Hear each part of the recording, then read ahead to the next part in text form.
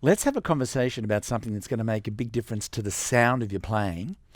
It's a skill you're going to need to learn, and it relates to how you use the foot pedal. Now, for those of you that have a piano might have 2 or 3 pedals. Depending on the type of piano that you have, they play a different role. However, the pedal on the right, the foot pedal on the right, is typically it has the same function. For a piano, it's almost always the sustain pedal. Now, by sustain, I mean it makes the notes last longer. For some of you who have keyboards, your keyboard might be more in the style of a piano and have 2 or 3 pedals that were sort of part of the actual equipment itself. For those of you who purchased a keyboard and a sustain pedal where you're plugging it in to the sustain pedal jack and the pedal sort of standing freely and independently, it serves the same purpose as a sustain pedal, and you use it the same way. We just need to figure out how the heck do you use this and what's the benefit of it. Now, the benefits are enormous. When it comes down to how to use it, or let's firstly look at why we would use it. Have a listen to this. If I play, let's say, a chord, and then I take my hand off, the sound stops. I play a chord, hand off, the sound stops. Play a chord, hand off, the sound stops.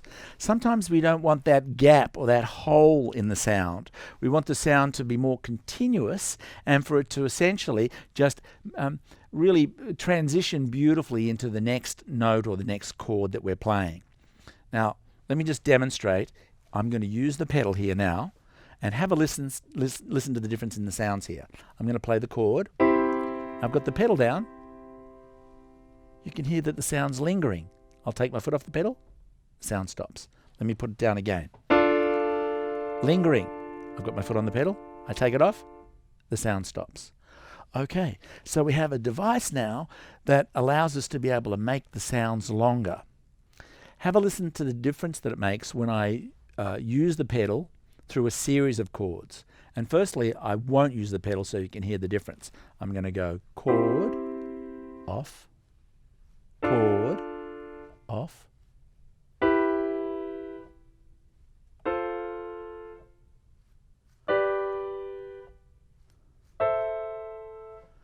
You can hear there's that sound, space, sound, space, sound, space. Okay, let me do the same thing, and I'm going to use the pedal.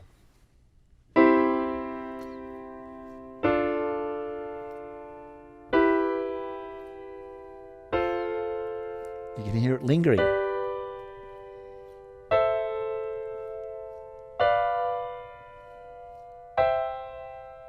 So we were able to get lovely length of sound, and we weren't having that feeling of that disruption that comes by having a gap in the sound where we weren't wanting one. Now, in order to do that, I want to teach you a simple technique, because if you overuse the pedal, let me hold the pedal down and play every one of the chords. Listen to this. Starting to get really thick and muddy and cloudy. With the pedal down the whole time, everything gets blurred in together. So I want the pedal, but not too much of it. If I use too little, I've got the gaps. How do I fix this? I'm going to show you a simple technique. This is something you'll practice separately, but it'll make a big difference. And if you're just patient with yourself, after a while your brain will figure out the mechanism, and it'll start to be more natural, more comfortable, more automatic, and more thoughtless. This is a simple process that I call hand-foot. The first thing that we'll do is just learn what to do. Now, here's what I'm doing. I'm going to play a chord and I'm going to use my foot. So if you have a look down at my foot right now, I'm going to hold the pedal down, because this is a process not so much of when to learn, of learning when to use the pedal. It's a matter of learning when to not use the pedal, or in other words, when to sort of turn it off. And this will become clear in a moment. I've got my pedal down, so when I play, the sound lingers. When I play my next chord, I'm going to play the chord, and as soon as I hit the chord, I'm just going to release the sound and put it down again and capture the new sound. I'm going to play the next chord, release the old chord, and put my foot down and capture the new sound. Play the chord, release the old sound, put my foot down and capture the new sound. Okay, it all sounds very sort of stilted and jerky and clumsy and deliberate. Yes, that's right, because you're only learning what to do right now. I'm going to speed up the process a little bit. I'm going to give it a name. I'm going to play the chord, and I'm just going to quickly release the sound. And I'm going to call that process hand, foot. And when I say hand, I mean that's when I play. When I say foot, that's when I do a quick release. So it's going to go hand, foot, hand, foot. Have a look on the screen and you'll see it more clearly exactly what we do. So I'm playing a chord. Now, hand, foot, hand, foot, hand, foot, hand, foot, hand, foot, hand, foot, hand, foot.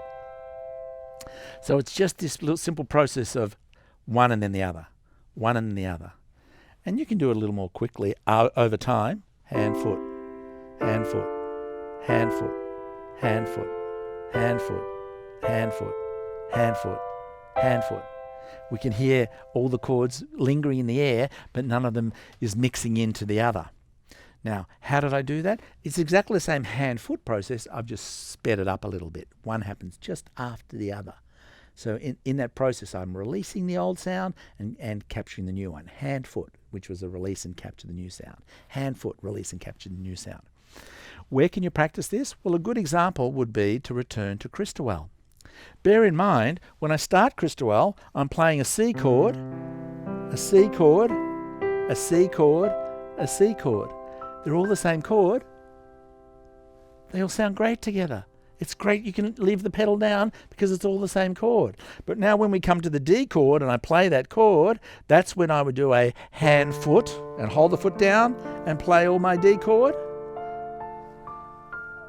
I'm moving to the E chord, and I'll just do it as chords. It'll make it easier for you to hear.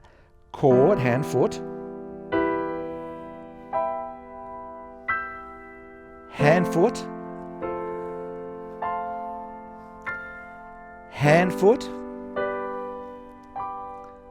So in other words, each time I've moved to a new chord, and a new chord meaning I've played all my C chords, and now I'm going to go to the D. That's the new chord.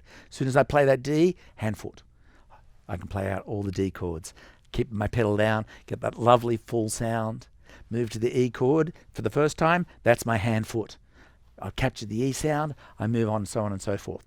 You'll find that as you get used to doing this, it'll come more naturally, more easily. Process it and practice it. Firstly, just the hand-foot process, then do it in the context of some chords.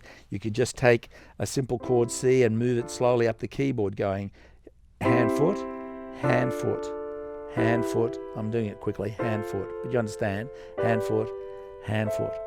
Now, do you have to master this in order to move on? Heck no.